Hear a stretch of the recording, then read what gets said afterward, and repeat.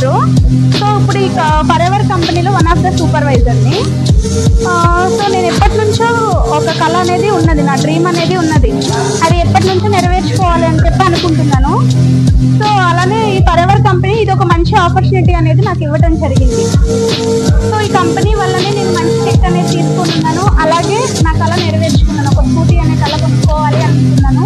As a house wife ఉంది, ఇది ఒక మంచి ఆపర్చునిటీ, ఎవరైనా చేసుకోవచ్చు.